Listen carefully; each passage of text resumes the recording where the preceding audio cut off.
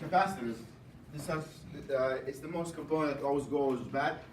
If the motor is not running at the right RPM, that means the run capacitor is bad. If the motor does not start or starts very slow, then you have to give it a push. Who was that? I think John. His motor was like was a cut wire for the capacitor, so there's no capacitor. Once he pushed it, it moved. That means that the run capacitor is bad. Take out the capacitor, make sure it's wired correctly, and make sure the capacitor has the right microfarads in it. Split phase motor, we talked about split phase. This is split phase motor. It has resistance start induction run motor and capacitor start induction run motor, two types of split phase. The split phase, what it does is it will change the current, take a branch from the current and use it to start the motor. So it has two windings inside. There are different methods to do a second phase. The whole idea is if you don't see a capacitor, that means it's split phase, and sometimes you see a capacitor which also runs its own winding. So the capacitor has a charge, and the charge is connected to a winding, and that winding will push the motor out of phase so it will run. Resistance start induction run motors, they have a starting and running windings. What does that mean? So we have two windings inside the housing. One winding will start it, yeah? Wait, you went over this already, right? Yeah. You did, right? Yeah. That's my fault. But most have some method of beginning the rotation, usually a capacitor or a winding. Phase are split by makeup of starting and winding. Usually the problem will be either winding is burnt or bearing or centrifugal switch. This is an example. If you look at this dark winding is burnt, and that's the start of winding, and probably it's going to keep the motor from running in the beginning. Capacitor start induction run motor. So you see a lot of names. I don't want you to worry about all those names or all those categories, as long as you know if there's a capacitor. If there's one capacitor, you gotta know it's a start capacitor. If there are two capacitors, probably have run capacitor and a start capacitor. If there's no capacitor, it's either a shaded pole or a split phase winding. They stack high, they have high starting torque, they're needed for many applications. They operate just like split phase motor, except the capacitor is outside and it's activate a start winding, and it has a centrifugal switch.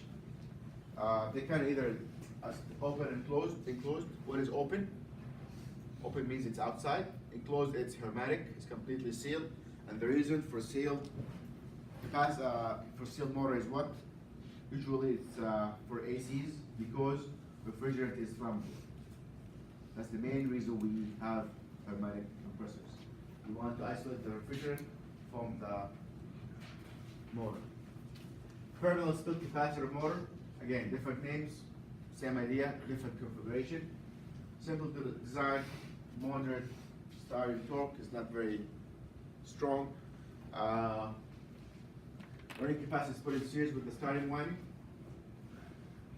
Usually trouble-free over a long time. Bearing, winding capacitors. So let's list the most thing that we'll see everywhere, and it will repeat itself over and over again. Problems with motors.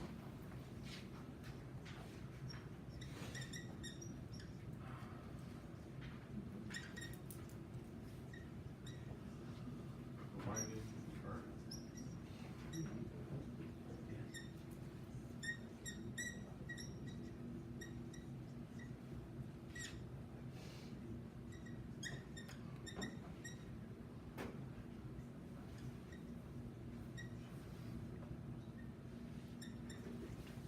If you see a capacitor, test the capacitor, make sure it has the right farads and it has proper connections.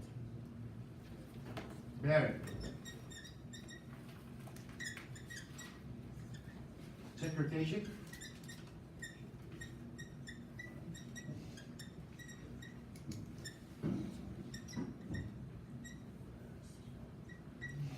Check for smooth and free rotation by hand. It should move freely. If it's a little bit tough, it could be the bearing, and it could be what else?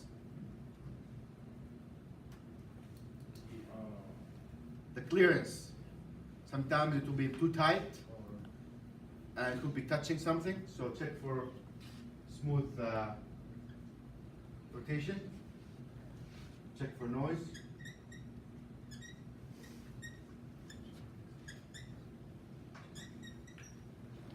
What else do we have? I would think for the bearings, we'd probably smell that too, if the oil burned up or whatever. Yeah, yeah. Like, strong smell. You'll see some pieces outside. Then check.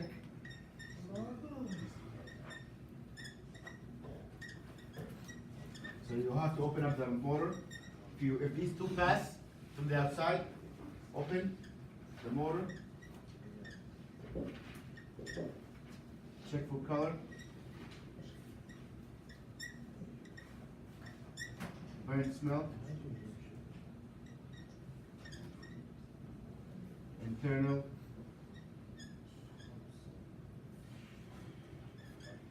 Wiring.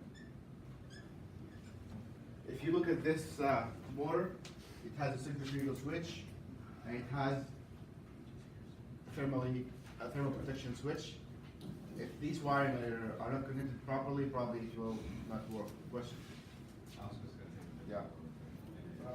Yeah. Did we test the capacitor yet? Yeah. Okay. We read the multimeter, we did the capacitor.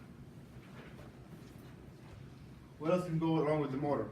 I will say these are the first three couple of things. If it's something goes wrong, if the motor is not run, if you tested all these things, just switch the motor and see if it runs or not. Again, it could be not the motor, it could be the pump. Whatever is connected to the motor is seized. Take the motor by itself, test it, make sure it's fine, then put it back again and look at the connection. Usually goes bad, right? The pump? The pump, sometimes the squirrel cage fan is stuck, it's rough. Sometimes the bearing goes bad. So check the bearing. I'll put this here. I mean coupling, sorry.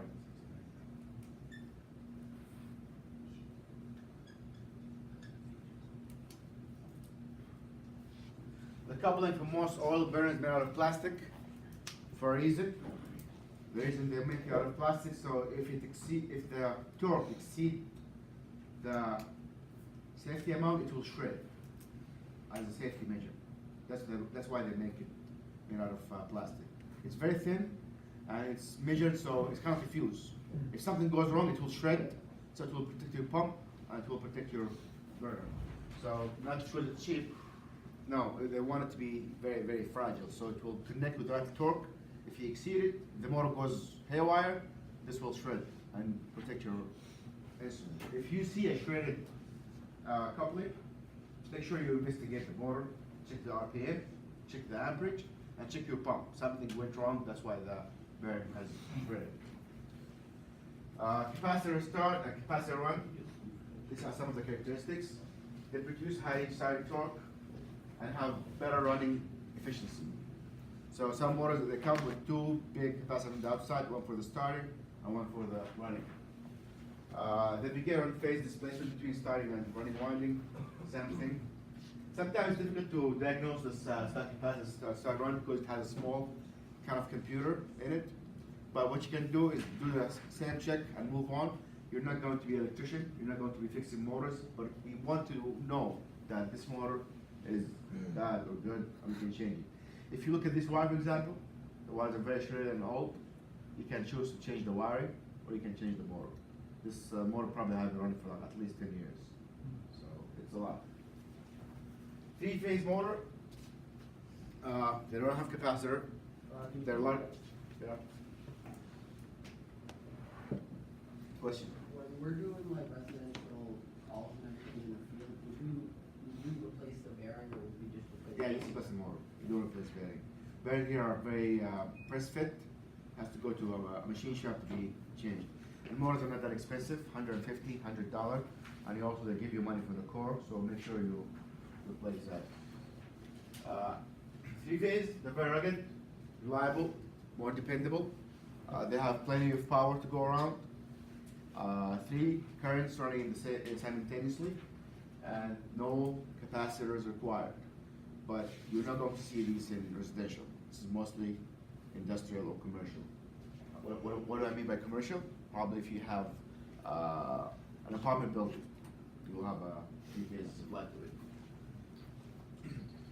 Squirrel cage induction type, but by squirrel cage they mean the rotor itself doesn't look like that. It has a squirrel cage, which means it looks similar to this with a lot of windings going back and forth with the 3-phase.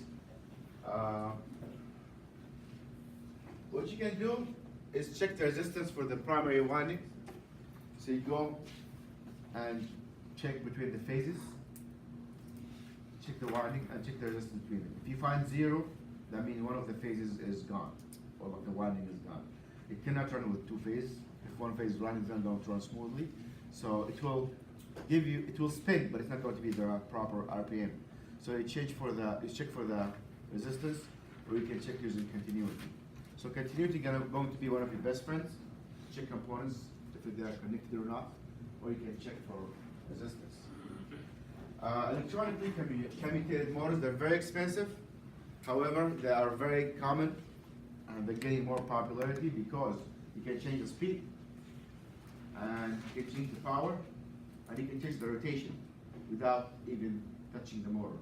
So they are the high end. Usually you see them in damper motors, in inducer fans, because you want to change the speed of the fan, high, low, medium, or you can change the rotation as well to reverse the rotation. We're not going to talk about the construction. At least you know how to verify it. Usually, I'll show you a video. Usually they come with a small control. They're large size, they don't come small. And again, there are no capacitors most of the time. So if they go bad, you have to change the control for it, or you can change the entire motor. The motor doesn't go bad in these cases, it's mostly the control. And usually the control comes as a chip, you can change it and replace. I don't want to go into the details of the motors because again, we're not going to be fixing motors.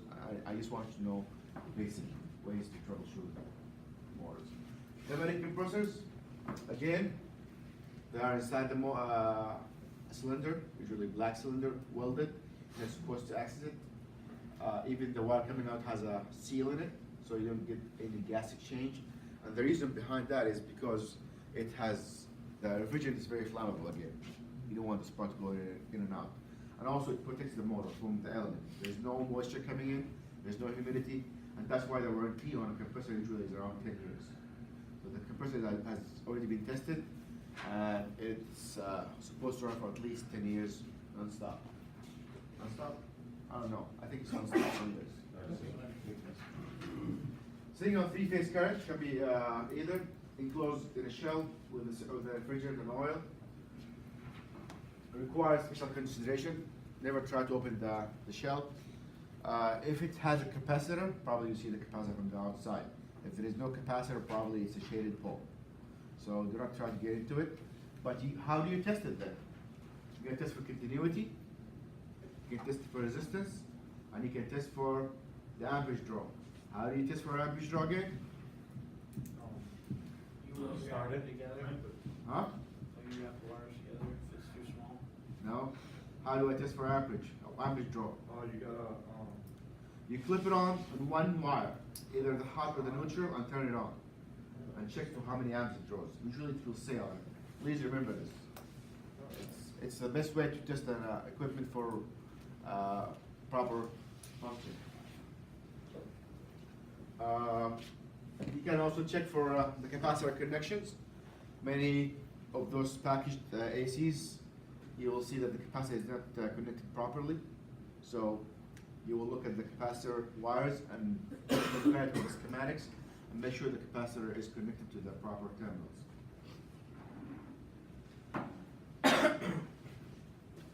So this is some of the problems you run into when you go with a motor issue. Usually it's going to be pre-season startup, especially for ACs.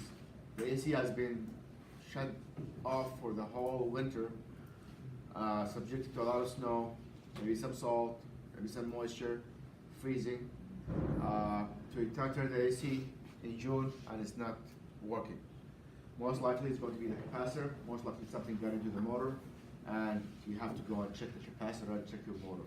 So it's always going to be a pre-season issue. Same thing with the oil burner. You try to turn your oil burner in the winter, and it's not turning. Could be the motor is seized. Could be the pump have collected a lot of dirt in it. It's just really hard to turn. So starting from the beginning is always going to be an issue. Yeah. Couldn't it also be older, you ever see the newer ones, Freon is just leaked out? Possible. If there's no, but it will still hum. You'll still get some kind of rotation. But if the compressor is running out of refrigerant, probably it leaked out and it's not going to turn. And in that case, what would you see? You're going to put your clip-on meter and you see a lot high amperage draw because it's called the locked amperage. If you look at a lot of motors, they have two types of amperage.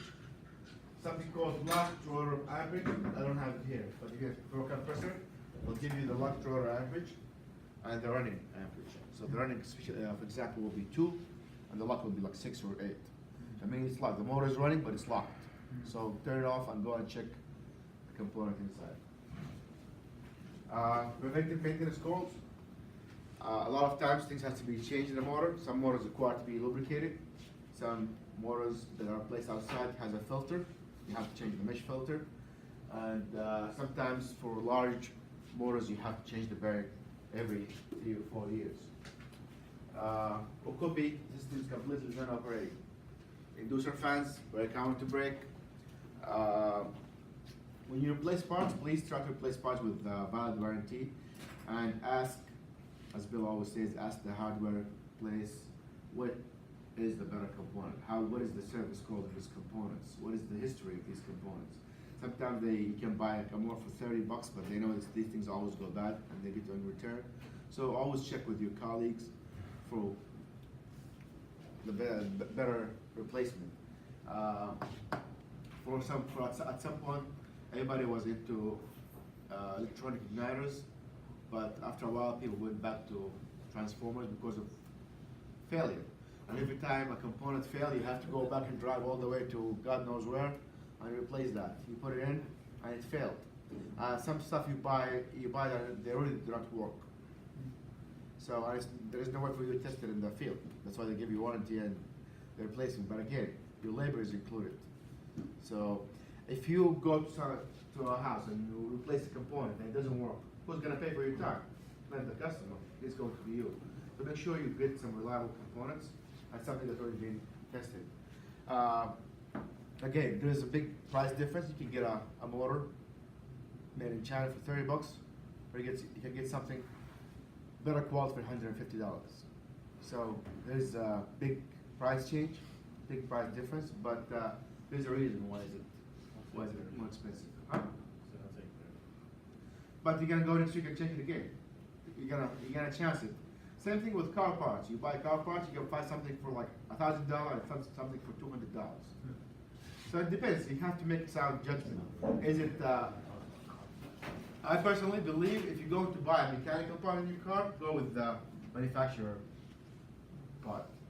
Like if the part is going to be operable, like rotors, axles, all this kind of parts that actually have a lot of functions, a lot of mechanical power on it, go with the manufacturer parts. Why?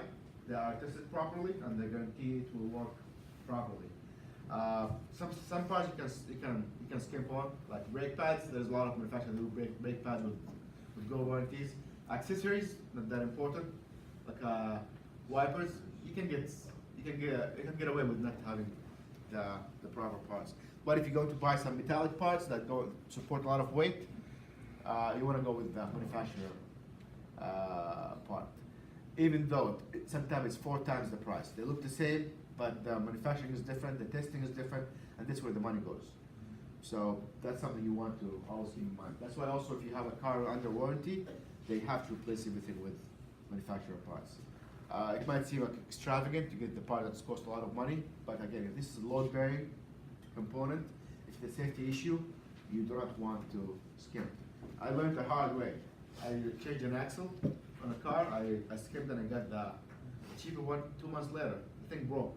Luckily it broke while I was turning. Yeah, and the tire went out. So imagine if I was on a highway. that would have been a major accident. So, again, these things, you never know when they're gonna break and what kind of testing they put it under.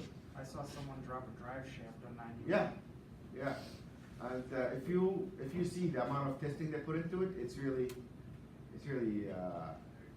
rough. They test the material, they go through a lot of quality control, and even though they look the same, they're not the same. So don't skip on these things. China is known for that. Huh? China is known for that. And again, even Chinese product, they come in grades.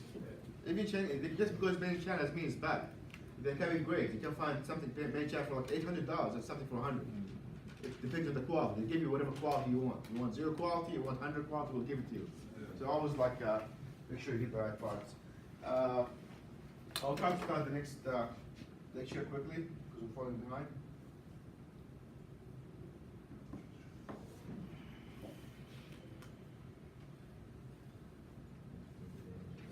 It's basically the same stuff, but we'll talk more about the components and what goes into it. How do you check a capacitor?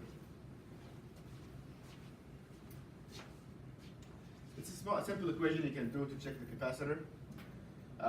Let's say you know what is the capacity for this capacitor. You go to an old AC, there's no information on it. You want to know what is the microfarads of this capacitor. You can measure the amperage, you apply voltage to the, so you clip on 2 wires into the capacitor. You measure how much amperage you're drawing while you're charging the capacitor, and the voltage is going to be 110. Whatever your amperage drew, you multiply that by 2,650, and that will give you microfarads.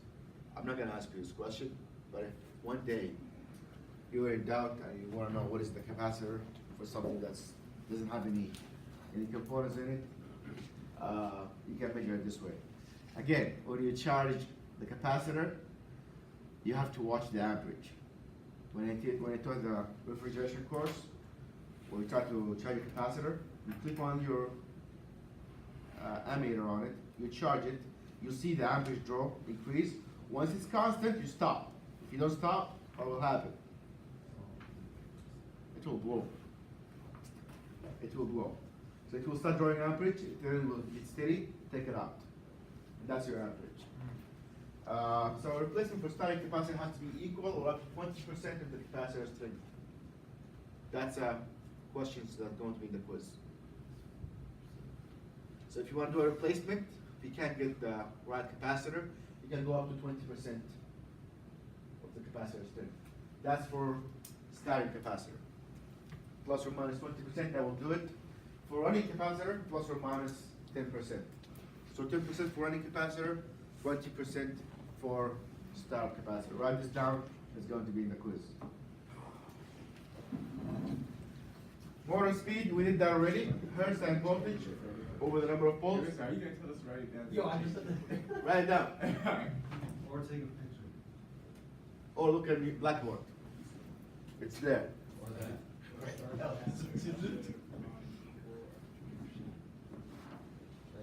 Got it? No. I'm just going to take pictures. Speedy was Speedy. Go ahead about that. Speed. You got it? Do you even look at the pictures? A lot of times I find myself taking pictures I never look at. 20% plus or minus for start capacitor. For running capacitor, 10% plus or minus. We did that already in the quiz and the homework. Just to iterate, reiterate, hertz times voltage over the number of poles will give you the RPM. And why would you need that? You want to match a motor, an old motor. Want to get something similar. Again, motors last for a long time. Probably gonna go find a motor that has been there for like 30 years. It's been rusty from the outside. There's no nameplate. This is one way to find the motor speed. So we'll talk about starting relays. That is something you will see in compressors. Starting components for single phase pneumatic compressors. That's going to be very helpful when doing Bill's class. I'm doing his labs. Now we need to look at starting relays. Select the correct potential relay for an application with information available on the potential relay. Have anybody seen a potential relay? I'll try a picture. It looks like a small little magnetic box, or like a small black box from the outside, which is just a potential relay. What it does is, it acts like a centrifugal switch. It will measure the amperage, and based on the amperage, it will cut out a circuit, which is used for the starting winding. Troubleshoot and install motor starting relay on hermetic compressor motor. So most of this stuff will pertain to air conditioner systems and compressors. Potential relays are used a lot for hermetic compressors because, again, we don't want to use capacitors, because capacitors have the potential of producing a spark, and you don't want to have a spark where you have refrigerant. By the way, feel free to slow me down if I'm going too fast. Try to force your thoughts. Be vocal. My default speed is very fast, so slow me down. I'll slow down. Identify the type of motor drive used in the industrial application. We have two drives for a motor. Can somebody guess what they are? What's up, sir? Two drives. Good drive what? And the motor has two types of drives. One of them is direct drive, which the RPM of the motor will be equal to the RPM of the pump. And we have indirect drive, which could be either a gear or a belt. You understand? I will do a small picture. So if we have a motor here, connected to a pump. So this is direct drive.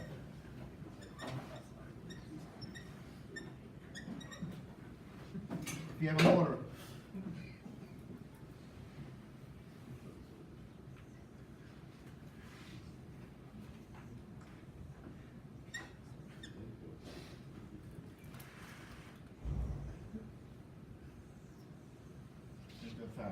this is indirect drive.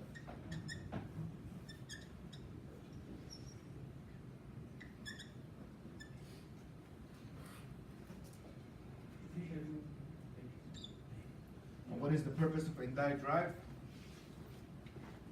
It changes the RPM, either higher or lower, based on the pulley. So look at the two types we have, and you'll have both. For inducer fans motor, probably a lot of times you have indirect drive, and for pumps you'll have direct drive. And it's a way for you to change the RPM of the motor.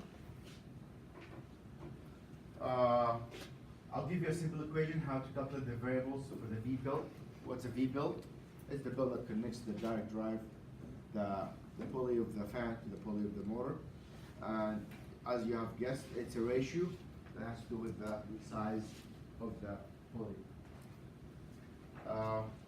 Recognize and adjust the V-belt on the kitchen to proper tension and alignment. If anybody has to check the tension on their car belt, It doesn't give an automatic tension. yeah. What is the general rule for belt tension? Tight, not too tight. Yeah. Quarter inch. It's quarter inch, and a lot of people just go by turning off the belt and pushing against it. It should not be too tight, it should be pushed, but not a lot, like around half an inch, quarter inch, that's fine. If it's too loose, it will squeal, and it will have a slip. So you want to be tight, but not too tight.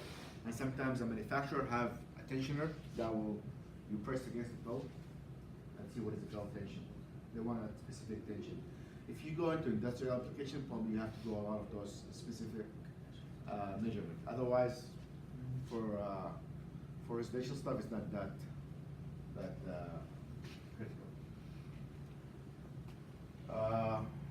Single phase hermetic motor, that's the most common one that you'll see for most air conditioners. Usually they require external starting component, either a potential relay or a capacitor. They are enclosed in a sealed case. I will show, I think that the book has some pictures, I'll show some pictures. starting relay is used because there is a startup winding inside the motor, and the starting relay will engage that starting motor, and based on the speed, the starting relay will shut off the motor. It has current, there's current, and there's potential, and there's solid state. We'll talk about those components. So how would you think that the current relay will shut off the circuit?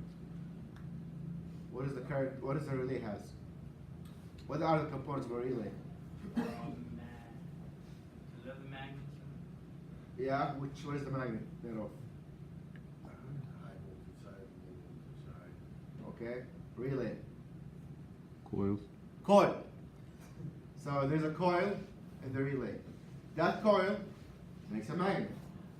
That magnet gets stronger if you draw more current through it. You agree? Yeah.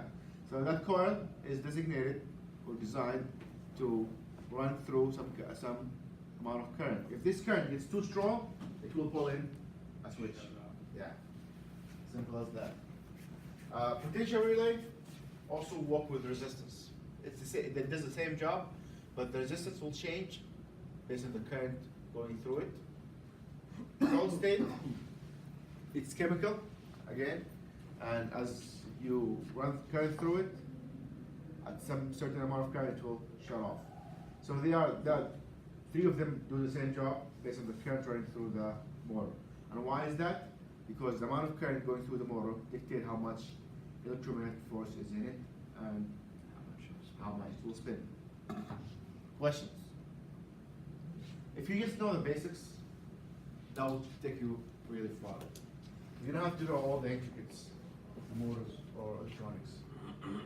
Bearing, they are very important because they promote very smooth and normal operation. You should not be hearing it. The bearing carries the weight of the rotor, which is usually very heavy. So if we have a lot of friction caused by the weight of the rotor, that will cause a lot of heat, and heat will eventually ruin your motor. I'll stop here and finish the rest on Friday. So this Friday we have no quiz. The quiz is going to be next Friday, quiz 6, and it's going to be about motors and motors components. And the week after, I will make extra credit quiz.